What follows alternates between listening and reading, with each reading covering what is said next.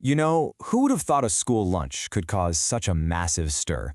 But in Singapore, what kids eat for recess has suddenly become this huge national conversation.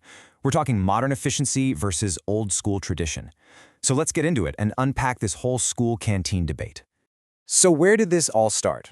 Well, it kicked off in early January 2024 at one of Singapore's top schools, Hwa Chong Institution. A student posted this photo of their bento box online, and it just went completely viral. Seriously, this one picture started a massive conversation that, honestly, feels like it was a long time coming. And the reaction online? Wow. It was immediate, and it was intense. People did not hold back. The comments started pouring in, comparing the food to everything from prison meals to army cookhouse food. It was pretty clear this wasn't just about one bad-looking lunch. It really hit a nerve. Okay, so let's zoom in on this. What exactly happened at Hwa Chong? How does one school's lunch plan spiral into a national controversy? So here's the deal with Hwa Chong's new system. It's a hybrid model. This means you could still grab food from a few traditional stalls, or you could pre-order a bento meal using an app. Now, the idea behind it was actually pretty practical. Cut down on those super long recess queues and help vendors deal with rising costs. But the feedback from students? Yeah, let's just say, it was mixed. Some really liked how convenient it was, but a lot of others found the food kind of bland and, you guessed it, the veggies soggy. But here's the thing, right? This isn't just a Hwa Chong story. This kind of thing is popping up in schools all over Singapore. So what's really going on? Why are we seeing this massive change in our school canteens in the first place? This number right here, it really says it all. 62. That was the number of ads for empty canteen stalls on the Ministry of Education's website near the end of 2024.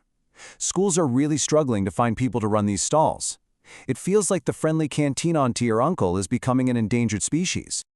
And it's not hard to see why it's such a tough gig. I mean, as the education minister pointed out, you're not just a cook, you're a business manager. The rent might be low, but you're paying for all your ingredients, you're only earning during the school term, and you have to guess every single day how many students want chicken rice versus noodles. It's a huge financial gamble. So with this shortage getting worse, the Ministry of Education has stepped in with a potential solution. A pretty controversial one, actually. It's called the Central Kitchen Model. Okay, so what is this thing?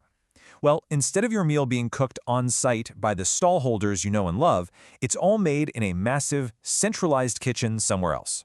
Then, the meals are packed up, shipped to the schools, and students grab them from these kind of futuristic-looking food lockers. Let's walk through how this works for a student. Days, maybe even weeks ahead, you and your parents go online to pick out your meals. On the day, that meal is cooked and packed hours before recess in that central kitchen. It gets delivered to your school, stored in a special locker. Then, when the bell rings, you just head over, tap your card, a little door pops open, and there's your lunch. And you know, when you look at the official reasoning, it all sounds pretty logical, right? On paper, it makes a ton of sense. It's way easier to control quality and nutrition in a few big kitchens than in thousands of tiny stalls. Pre-ordering means way less food waste. And of course, it's supposed to be this super efficient fix for the vendor shortage and those long queues. So the theory is one thing, but what's it actually like in the real world? This is where we get to the heart of the debate. What do parents, students, and even teachers really think about all this? And this really shows you the disconnect. The promise was consistent nutrition, but what kids feel is menu fatigue, eating the same few things over and over. The goal was to reduce waste, but what happens when kids get meals they find unappealing or, soggy? They don't finish it. And maybe the biggest trade-off of all, you get those shorter queues, but at what cost? The cost of a child's freedom to simply choose what they want to eat. And for a lot of parents, this right here is the biggest issue. This quote from one dad just nails it. The canteen isn't just a place to eat lunch. It's like a mini classroom for life skills. It's where you learn how to handle your money, how to make a choice, how to wait your turn. A pre-ordered bento just can't teach you that. And well, a picture is worth 1,000 words, isn't it? Just look at the difference here. On the one side, you have that Sats bento from Hwa Chong that kicked off the whole firestorm. On the other, you've got these really colorful, appealing options from another caterer. It just goes to show you that central kitchen doesn't mean just one thing. The quality can be worlds apart. But to be fair, it's not a completely one-sided story. Let's not forget why this all started in the first place. Those crazy long queues. For some people, like one teacher at Hwa Chong, the convenience is a huge, huge win. She said the meals were all right, and she loved being able to get her lunch so quickly. For busy students and teachers, that's a really big deal. So, after all this, where are we headed? What is the future of recess? Are we looking at the end of the school canteen as we know it, replaced by endless rows of these automated food lockers? Well, not so fast.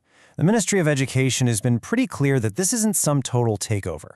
The classic canteen stall system is still the default. Central kitchens are meant to be an option, a backup plan really, for schools that are seriously struggling to find vendors, not a blanket replacement for every single school.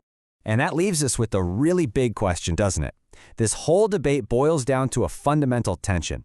On one hand, we all want healthy, affordable food that's served up efficiently. But on the other hand, we really value the choice, the social buzz, and the life lessons that come with the traditional canteen. So the million-dollar question is, can we find a way for modern efficiency and cherished tradition to actually coexist at the lunch table? What do you think?